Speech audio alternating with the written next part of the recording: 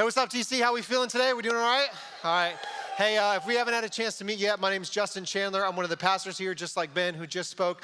If you're new today, or maybe you've been around here for a while, you're like, what in the world is going on? It's 11:30 in the morning, and we're at this point in the service already. Don't worry, you guys. I'm just going to speak for an hour. It's going to be awesome. But actually, we've got some stuff planned for the back end. It's going to be a really cool experience today. We're a couple weeks into this brand new series we started called Atomic Summer, and you might have seen this guidebook when you walked in, and you may be like a serial, like, nope, not taking that kind of person, because you felt like what we were giving you at the door is a lot like what you get at the mall. But here's one of the things that happens with this little guidebook. Over the next couple of weeks, we're looking at habits and rhythms and choices that have influenced human history for thousands of years. And we're wanting to not only frame our weekends around that, but giving us some additional ways for us to respond to that during the week. But we've also got some really great events coming up. Some you just heard Ben talk about, but more that are going to be coming in the future. So we'd love for you to grab one of these. If you passed it on the way in, one of our hosts would love to give you one on the way out. But we'd love for you to jump into this Atomic Summer series we got going on. And so here's how we're going to start today. It's going to start with a statement, one that I heard a lot when I was growing up, and I don't know how much it's continued into my adult life, but it was something that was especially present when I was a teenager, and it's this phrase: you better recognize. And some of that's my cultural upbringing, but some of it's just the people I hung out with. And so maybe you've used this phrase before, maybe you've heard this phrase used, but a lot of times "you better recognize" would come up in moments of respect, right, where it felt like disrespect was being offered. It would help to provide like context if someone seemed to be confused, but it could also be used in a confrontational way. And so here's just a couple of examples. If you were wanting to use "you better recognize" in like everyday vernacular, here's some ways that you could do it. The first way you could do it is like if someone walked up to you like, "Hey man, the Dodgers are the best team in baseball," right? And some people like the Cubs. I don't know why you'd make that choice, but if they were to like the Cubs, like, and you would say, "Man, the Dodgers are the best team in baseball. You better recognize," right? That's example number one. Number two, someone could say like, "Hey, this artist is the best artist ever," right? So someone could walk up to you and say like, "Lil Nas X is the best artist ever," and you would look at them and be like, "Man, you better recognize," right? Like, I know he's got that one hit with Billy Ray Cyrus, which that's incredible on its own, but you better recognize that Lil Nas is not the greatest artist ever. Or there was a moment for you with your little brother, little sister, big sister, parent, grandparent, whatever, where you thought you were grown and you were like the man or the woman now, right? And so you wanted to like flex on them a little bit to let them know you were grown up, right? It probably happened when you were 12, right? Because you were so grown up and bad at 12. But as soon as you hit junior high, you have this moment where you're like, you're going to stand your own. And you said something, you did something, and when that person turned around, they gave you a look. And you knew from the death that was staring at you from their eyeballs that you better recognize, right? That is what happened there. So you see it that way. And so it happens in our personal relationships, but it happens in nature too. And so I've told some people that I've wanted to pick up surfing as a hobby. What I call it right now is strategically floating. Like, I'm not surfing at all, but I'm kind of working my way there. And so some of these guys had heard it, and they're like, "Justin, I know you've been going to this one surf spot, but we're going to take you somewhere else." I'm like, "Oh, that's great. We're going to go to these waves at Magnolia." I'm like, "Okay, great. Do you have a beach pass?" "No." They're like, "All right, we'll pick you up. We'll drive over to the beach. You can ride with us. It's going to be awesome." So we go, everybody's getting their wetsuits on, and then we walk up to the ocean. I was like, "Man, that wave looks different." And what's interesting is like how waves can be different based on where you're standing on the shore. I was like, that one looks a little different than the ones I've been riding, or not riding at all, strategically floating by. And so we all start paddling out. And what's crazy is like you can have a wave that's, 3, 4, 5, 6 feet tall, and it doesn't look that bad when you're standing in front of it. It looks terrifying when you're laying on a piece of foam as it's riding at you. And so I started paddling out, and I was like, uh-oh. And it was just a wall of oceanic death approaching me. So I get slammed, right? I'm like trying to paddle my way out, and I get back up, hop on the board, and here comes another one. They're all out, just kind of hanging out in the lineup. And so I get smashed, right? I'm totally wrecked from the time that I get out there. I'm so exhausted. I don't even want to strategically float anymore. I'm definitely not surfing. And I'm like, ooh, dolphins. But there's all these moments where I get beat up by the ocean, right? And then when I come back in and everybody's done, I'm like, "You guys are liars. Like, why didn't you tell me?" And they're like, "Oh, yeah, the waves are different here. Like, we should have like prepped you for that." And I was like, "Both of you better recognize," right? Like, it was like, I'm ready to go in a wetsuit. It's on. And so we have moments like that in all kind of different ways. And one of the things that causes me, even in regards to nature in these You Better Recognize moments, is the Planet Earth series that's been created. So I don't know if you've seen number 1 or you've seen number 17, but what they did with Planet Earth is they had these people travel around the globe and they find these incredible locations, right? Ones that I've never seen before, and they capture them in incredibly stunning fashion, right? Whether it's the really close zoom up of flowers blooming or it's the flyovers of these really incredible landscapes, every time I've watched one of the Planet Earth portions, I've always said, wow. Like it's a moment that I don't know how many times I could see it before it doesn't lose that kind of wonder, but every single time I'm watching it. And they can recreate this, repurpose this footage, show me another one. They could be like the Land Before Time and releasing them, and I don't even know how many they've created. But with Planet Earth, it always causes me to say, wow. It's something that happens every time someone goes to Yosemite for the very first time. It's something that people have told me. When you drive into the valley of Yosemite for the first time, it causes you to say, wow. Now, I haven't done that, but I have watched Free Solo. And I don't know if you know about the documentary called Free Solo, but at Yosemite, right, there's this really big thing called El Capitan. And maybe you've gone and you're like, wow, look at that. And then you've said, we got to take a picture of that kind of wow. That would be awesome. And maybe you're a thrill seeker and thought, I wonder what it would be like to climb that, right? You've had that consideration. What happened with Alex is not only did he climb El Capitan, he decided to climb all 3,000 feet of it without a rope, which, if you don't know climbing, if you fall, you die. So here's Alex wanting to climb without a rope, and he wants all of his friends to record that. And so his friends are dealing with the stress of, we're gonna capture our friend climbing, and if he slips, we're gonna record our friend dying, right? So it's a very anxiety-inducing film. So when my mom came, we decided to watch it with her while she was here, and she was like, Justin, you're gonna send me to the hospital. And I'm like, Mom, you love nature, lock in. And they have some incredible shots, this one included, that has these moments where we start to say, wow, it's these you better recognize moments of life. And it happens, again, in our relationships, it happens in nature. There's something inside of our soul that when it recognizes it, there's a response that has to come out. And here's what's great about recognition in a faith context, that you've walked into the room with a variety of different perspectives, but we have a chance to recognize today. And what I love about the definition of recognition is it frames it progressively. I've also found out that I clearly love definitions because I share one every single time I talk. But here's the definition of recognition. The first one is this: the acknowledgement of something as valid or as entitled to consideration. And so if you walk into the room today, part of the reason you walked into the room is this concept of God, Jesus, church, is at least entitled to consideration. Let's see what happens, right? So that helps us explore.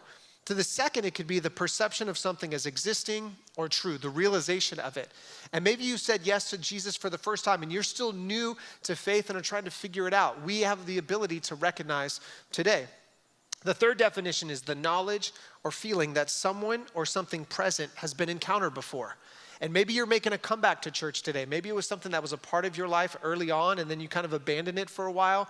But even as you walked into the room, there's things about today that feel familiar to you, even if you've never sat in this room before. And then the last definition is this, that it's special notice or attention. And maybe you're here today because you've got an issue in life. You've got something going on that you need help and you had no idea where else to go, so you decided to be here. And I believe that in every regard to recognition, we have the ability to do that today as we kind of walk through our time together. And what I love about recognition is that as we recognize, whether it's in nature, in friends, or in moments in our faith journey, there is a response that comes out of us. There's something that our body has to do. And one of the definitions I'd like to provide to that response is called worship. Now, if you've heard the term worship, odds are it's been used in a religious context, and most of the time it's used to connect to this time where we sing music and then we kind of sing along with instruments. And what I want to do today is to take this concept of recognition and looking at our own response and broaden what our understanding of worship is, all right? And so here's how I'd like to define worship as well. Worship is defined like this: how we respond to what we love most. And the reason I love that definition is because it's not locked into faith and exclusive to God, and it's not locked into music and only that specific time. We all love something, and we all respond to that something. And so even as we're framing this thought process together, here's just a couple of examples of things that people love. The first one that I would put up on the screen for you is this, that people love TV shows and movie premieres when they come back, right? So Game of Thrones just ended, and there were people when this last season kicked off that they were having Game of Thrones parties, that people would show up dressed in costumes. They were building iron thrones in their living room or in their TV room. Like everybody was about dragons and medieval time periods and the fact that winter had been coming this whole time and finally winter is here. At the end of this year, they're gonna release another Star Wars movie and go to a Star Wars premiere when it happens. Because what you'll see at the very first day of Star Wars opening is people dressing like they're from a galaxy far, far away, right? And I'm not dissing, right? So if you're a person who likes that, I'm not at all dissing it. But people will show up with like lightsabers and all the different trinkets that go with Star Wars. And if that movie premiere is not enough, there's actually gonna be a Star Wars celebration that happens at the Anaheim Convention Center in 2020. And you could go there and you could see all of the Star Wars awesomeness. And you would look at me and be like, Justin, like you got a little Star Wars thing going on? Maybe I do, maybe I don't, but you better recognize. Here's the second thing, is that we love people, right? Like we not only love the people who are in our lives, but we love people in general. And there's things that happen as we fall in love with people. Like I've spent a lot of time with teenagers. And what's funny to me is when a teenager gets into a relationship, there's this first moment where the internet gets to know. And then there's this obnoxious time period where it seems like everything they post about is their relationship. And maybe that's true for you in your 20s, 30s, 40s, 50s, 60s. Maybe you're still doing that. But there's something that when you see people posting in that way, you kind of throw up in your mouth a little bit and you're still saying like, I don't get what is happening. And yet we do that all the time. Here's a third thing we love. We love food, right? That's part of being an American, but we love food. Right? And we love eating food. We celebrate food, right? We dance when food comes to the table. Like we've got a lot of things that happen around food. We love sports. And tens of thousands of people will show up to sporting arenas and stadiums in order to celebrate other grown men and women competing, and we'll cheer them on in said competition. And that happens all over the globe. And then the last thing could be like concerts. Right, that we go to arenas, stadiums, whatever, to listen to somebody else play music, and we sing along with them. And then there's a moment where the artist will like turn the microphone to us, and we sing like it's our song. Right, like this is my moment, and I'm gonna own it, and you just start singing out. You're like taking video of you and your friends singing along to these songs, and we're all giddy, having a funny ha-ha, right? Like we all love in that way. And that may be one of the things that you love, or maybe there's something else, but what I know about humans is there's something inside of your soul that you love. And when you love it, you respond. And the Bible helps to capture some of those responses, but you and I do these responses whether the Bible mentioned them or not. So here's what we do when we love something.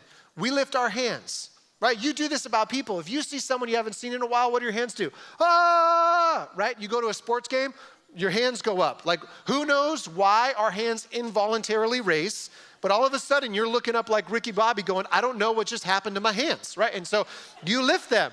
We also start to clap our hands when we love something. We'll just have this random like, oh, I'm clapping now. It happens with small children. Like I have a 1-year-old, he doesn't know how to express joy except to clap.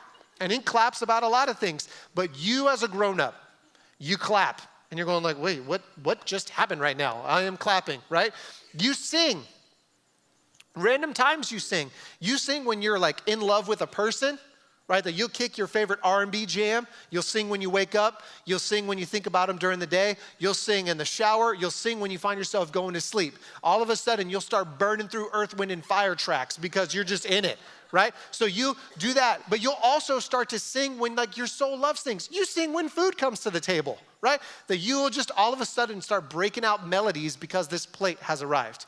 Especially around food, you definitely do a food dance. Like you've got some kind of way that your body responds when the food comes to the table and you're like, oh, it's on now. Like you start to dance and then you may be rhythmically challenged, right? You may not go to clubs and have problems with weddings, but your body responds in rhythm when something happens and your one move could be this move, right? You're like, oh, I'm bouncing. Why did I start bouncing? What's my body doing? We start to respond. There'll be times where we just lose control of our body and we bow down. Like we've lost feelings. Like you've said, like, man, I feel like weak in the knees all of a sudden because love has hit you. You'll start to shout and scream and woohoo and like all of those things, again, around all of these different things that we love. And what I love about each thing on that list is that none of that had to involve an instrument. None of that had to involve somebody saying like, hey, like sing along with me or do this thing. You just instinctively started doing it because you love. And so here's a question I have for you as we kind of have covered that list. Here's just a thought I'd love to ask. So what comes to mind when you think about God? And I don't say that in juxtaposition to those things to make you feel bad. Like one of the things I love about God is he so uses each of those great joys in life to help us show us what love really is and how we really respond. And so what if this thing that you love and this response that you give, what if that was like a breadcrumb that was leading you towards God to let you see the author of that thing? And so what comes to mind when you think about God? And there's this author, his name's A.W. Tozer. One of my favorite quotes of all time says this: what comes into our mind when we think about God is the most important thing to us. And what he goes on to say is if we have the right understanding about God, we're immediately going to be relieved of 10,000 temporal problems because we have a right understanding of who God is, right? Because it changes the way we wake up. It changes the way we go to our day. It changes the way we go to sleep. It changes how we frame our joys and we celebrate. It changes how we frame our sorrows and how we grieve. Our understanding of God is the most important thing to us.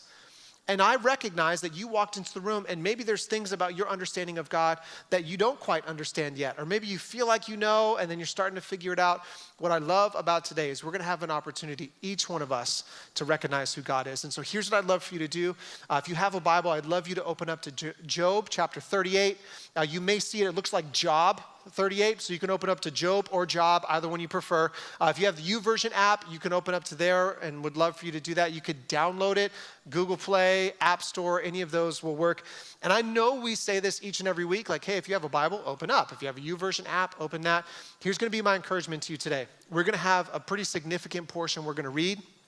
And if you just listen, it's going to dilute your experience. So if you didn't bring a Bible, take your smartphone out, download it real quick, and we'll be able to get to that as we go. So here's the story of Job.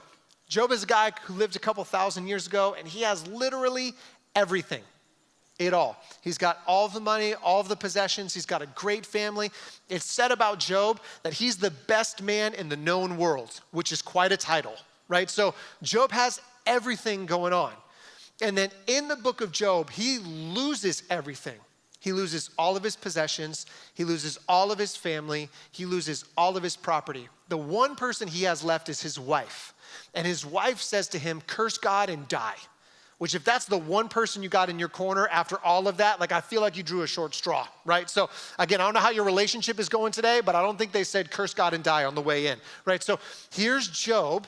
And this is where he sits. And what happens over the next 36 chapters of the book of Job is people trying to answer the question, here's why God did this, or here's what God is like, or here's what you should know. It's all of that understanding. It helps for you to be able to answer like, oh, if God would have, ... or why didn't God, ... Like this is everything about the book of Job. And one of the things that we'll say just one more time before we get into it is that there's a final definition of recognition that I think is especially helpful for the book of Job. It's this: the identification of something as having been previously seen, heard, or known. And what happens at the end of the book of Job is he has this moment where he recognizes it. And chapter 42, verse 5 says that my ears had heard of you, but now my eyes have seen you. Job, in this section we're gonna read together, has a you better recognize moment. And he does. And it says because of that, he recognizes who God is and he responds. And so here's what we're gonna do. We're gonna read Job chapter 38. We're gonna read all of it. And then we're gonna read Job chapter 39, right? So that's 2 whole chapters, right? And so you're like, uh-oh. And here's my hope about today. I'm gonna do my best to read it in a way that I think would start to communicate what God is saying. I also hope that I don't sound like Charlie Brown's teacher after a while, right? That we just get into this place where it's like, wonk, wonk, wonk, wonk, wonk, wonk, wonk, wonk. But I know that you could read this on your own and totally disengage. But like I said to you, man, if you have your Bible in your hand, if you have your smartphone, I feel it's gonna have more meaning. And here's the best part about the chapters we read. This is the planet Earth version of the Bible. This is God saying, like, I want to put some things on display so that you can see. All right, so we're going to start off in Job chapter 38, verse number 1, and we'll get into it. So here's what it says.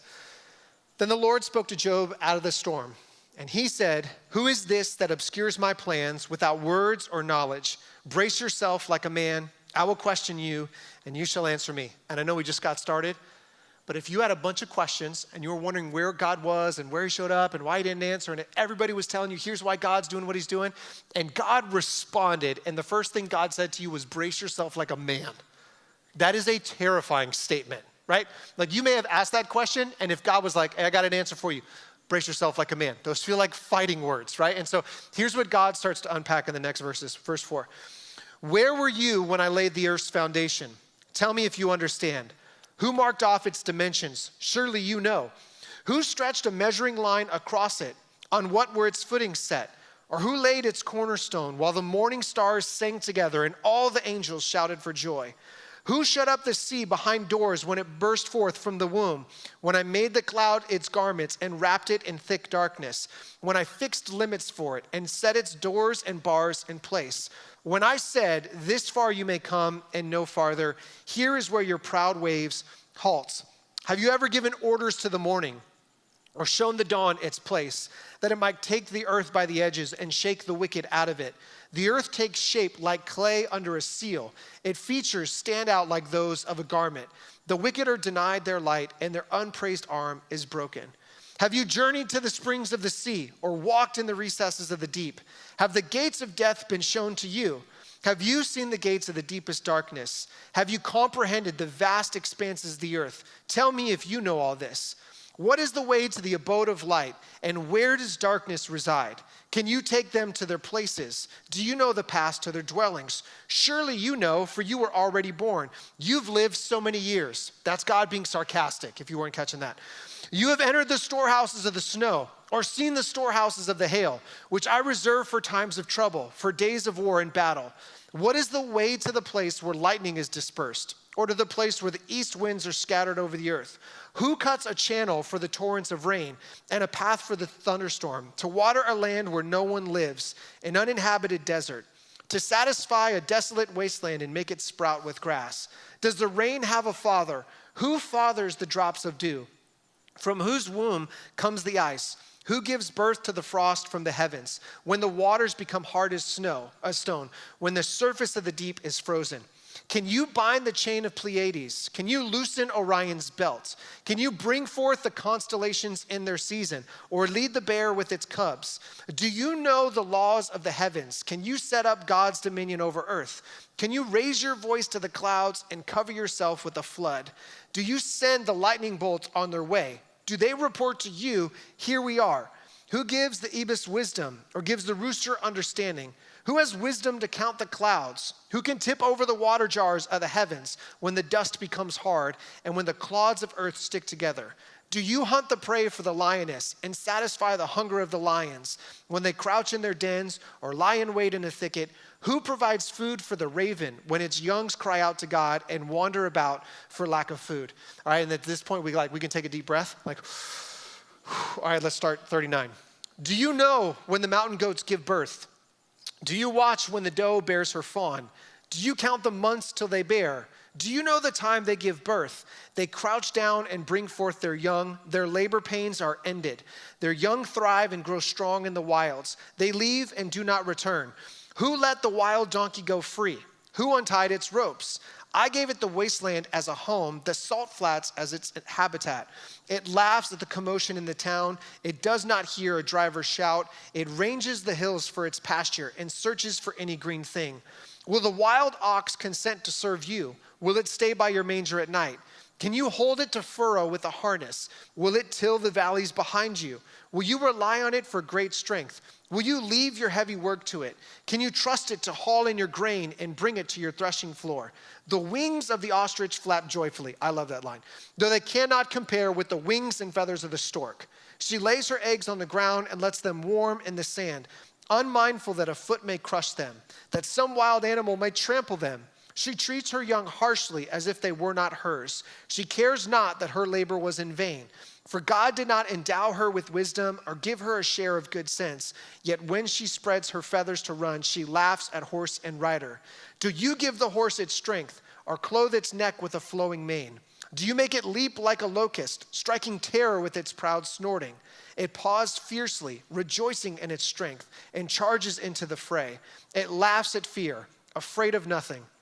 It does not shy away from the sword. The quiver rattles against its side, along with the flashing spear and lance. In frenzied excitement, it eats up the ground. It cannot stand still when the trumpet sounds. At the blast of the trumpet, it shouts, "Aha!" It catches the scent of battle from afar, the shout of commanders and the battle cry. Does the hawk take flight by your wisdom and spread its wings toward the south? Does the eagle soar at your command and build its nest on high? It dwells on a cliff and stays there at night. A rocky crag is its stronghold. From there it looks for food. Its eyes detect it from afar. Its young ones feast on blood, and where the slain are, there it is. Whew. So I don't know if you've ever had questions about God. I don't know if you've ever had these moments where you were like, God, where were you? Or people around you were like, where was God?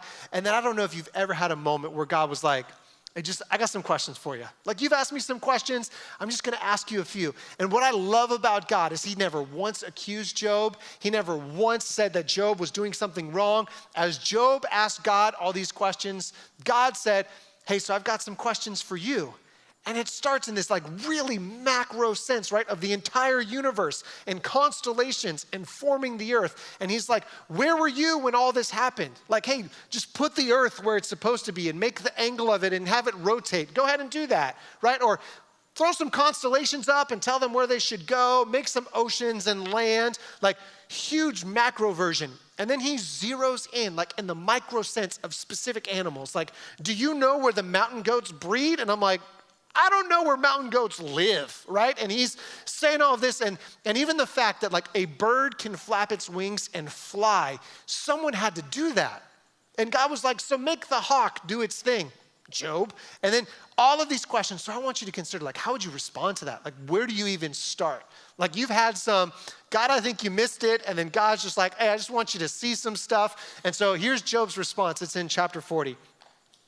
The Lord said to Job, will the one who contends with the Almighty correct him? Let him who accuses God answer him. Then Job answered the Lord, I am unworthy. How can I reply to you? I put my hand over my mouth. I spoke once, but I have no answer. Twice, but I will say no more. And so Job literally covers his mouth. Like that moment when you said a bad word around your parents for the very first time, right? Or in school, and you're like, uh-oh, I'm about to get in trouble. Here's Job, and he's like, man, I know I asked that question that one time. My bad. Like, I'm not saying anything more. You and I are good. Like, it's off. And here's how God responds again. It's just a couple more verses. It says, the Lord spoke to Job out of the storm. Brace yourself like a man. I'll question you and you shall answer me. Would you discredit my justice? Would you condemn me to justify yourself? Do you have an arm like God's, and can your voice thunder like his? Here's our last section. He says, then adorn yourself with glory and splendor and clothe yourself in honor and majesty. Unleash the fury of your wrath and look at all who are proud and bring them low. Look at all who are proud and humble them. Crush the wicked where they stand. Bury them in all the dust together. Shroud their faces in the grave. Then I myself will admit to you that your own right hand can save you. So God looks at Job and he's like, hey man, you can't even save yourself. Like, you got a lot of questions of where was I and what was I doing and what was this happening? And never once did Job sin. Never once did Job lack belief. Never once did he check out on faith. He was just asking, like, where are you? And God looked at him and he's like, I want you to see all of these things, and then I want you to remember, you can't even save yourself. Like, you get yourself into trouble, but you couldn't even save yourself if you wanted to. And I want you to remember, like, all this, I know it's heavy and I know it's a lot, but I want you to remember what Job's response was at the very end. At Job 42, he says, my ears had heard of you, but now my eyes have seen you. And what's incredible is we skipped 2 more chapters where God does this all over again. And he just brings in another line of thought and another line of thought. These 4 chapters where God puts on display, here's who I am and here's what I'm capable of. And Job's response to him was, my ears had heard of you, but now my eyes have seen you. And I love what another translation of the Bible called the Message says. It puts it like this. It says, I admit I once lived by rumors of you. Now I have it all firsthand from my own eyes and ears. That Job had an experience with God. And up until this moment in his life, he thought he knew a lot about who God was and what God does and like all the things that happens. And he was just living on rumors, right? These random ideas and thoughts. And what Job says at the end is, I've had an experience with God and I know him. And my hope for each of us today is we've intentionally saved some time at the end for you to be able to have an experience with God. For you to meet the God of the universe in the same way, the one who shapes the stars and forms the universe and our planet and us. For you to be able to have that, not just to walk in and to hear me talk about God, not just for you to even to hear God talk about himself, but for you to be able to say, I now know you firsthand. And what's incredible for me is that as we have these number of places that you and I love, and as we start to love them, we have this response. This very same is true about our relationship with God, that as we start to love him more, these responses just freely flow out of us. And in Psalms, these songs that have been written, Psalm 66 says this. It says, all the earth bows down to you. They sing praise to you. They sing the praises of your name. And so the question for us today is, will we? Will we respond in the same way? That if all the earth cries out, will we? If all the animals and all the constellations and all the stars, if they sing praises and respond to God, will you and I? And you might have walked in with a number of things today, but what I love about God so much is that he invites each one of us to respond as we recognize him. And so here's some of the ways that you could potentially respond today, right? For some of you, when you walk into the room, that you could recognize that he's real, that it's that recognition of like, there's been a lot of things going on, and I said that God was worthy of at least considering him, but there's something happening right now that I'm having an experience with God, and we're gonna provide a chance for you to say yes to that. Or maybe you're making a comeback today, and today's a day for you to say yes to God all over again and to start that relationship brand new. For some of you, your chance is to be able to respond, that you've never responded to God like you've responded to any of these other things. And yet something about today is just like causing your heart to wake up a little bit. And your soul, in the same way that it responds to sports or to food or to people, is gonna have that same chance to respond to God. And maybe you walked into the room and you're gonna have a chance just to make a request to God, that you'll be able to say, man, God, I have a need. And then we're gonna provide a chance to do that. All right, so here's what the next couple of minutes are gonna look like. We're gonna provide a chance for you to be able to say yes. And I'll have you bow your head and close your eyes and we'll say yes to that. We're also gonna provide a chance for you after that prayer to be able to give, because that's a way that we respond to God too, right? Whether you use the little envelope in your program or you give online, that response is just as meaningful as the songs and prayers and responses we have. So we're gonna create space for that. And our band is gonna lead us through 3 songs that we save time in our service for you to be able to engage and experience in. That very first song is gonna be able to paint in such a beautiful way. This is like a planet Earth kind of song. And it's gonna say that all of these things are responding and all of these things are saying yes. And our band is gonna invite us to respond and say yes in the same way.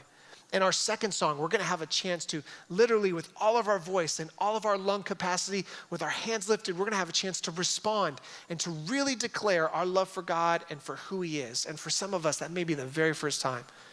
And at the very end, we've got one more song that if you've got a request, we're gonna use that song as a prayer for us to be able to say, God, would you answer me today? And so here's what I'd love for us to do as we get ready to jump into it. I'd love for you to bow your head and close your eyes. Not because there's anything meaningful about that, but over the next couple of minutes, we're just gonna invite you to sit and kind of reflect, but also for us to be able to take our offering. And so here's what I'd love for you to do.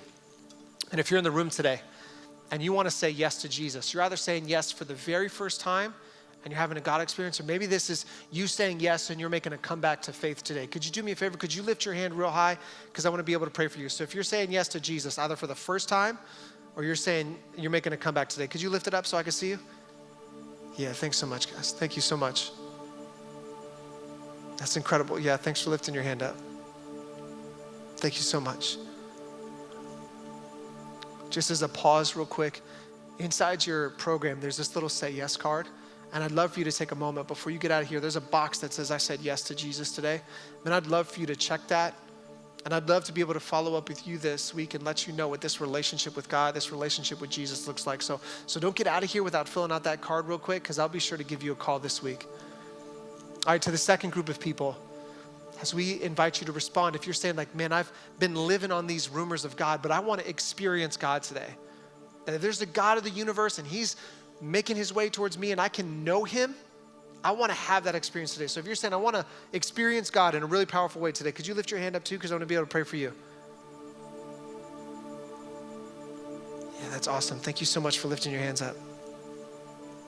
All right, into the last group. If you're coming in with a request today and you're saying, I need God to answer, like I need a miracle today, or I need God to come through. And if there's a God who can form the universe, I need him to enter into my life and to help. Could you lift your hand up too? Because I want to be able to pray for you. Wow, yeah, thanks so much for lifting your hands up. All right, I'm going to pray for us, and the band's going to kind of lead us through this reflection moment. And so Jesus, I love you so much today. And I'm so thankful that God, your voice is way more powerful than mine. That your voice and what you put in the Bible matters way more than any word I could say. And I pray, God, as we've saved space for this end of the service, for us to be able to respond to you, God, I pray that you would call forth all of our love and all of our response. That in the same way that we can lift our hands and clap and shout for any number of things, God, I pray that we would recognize how real you are. And that, God, in the same way that our body would just respond, I pray that it would in this morning. And that, God, as we have moments to say, so will I in response, I pray that we will. As we have moments to declare how great and awesome you are, I pray that we will. And God, as we have a chance to ask that the God of miracles would show up, I pray that you would. And that, God, over the next couple of minutes, that you would reveal how you've been here waiting for us the whole time, and we would experience you ourselves. And it's in Jesus' name we pray. Amen.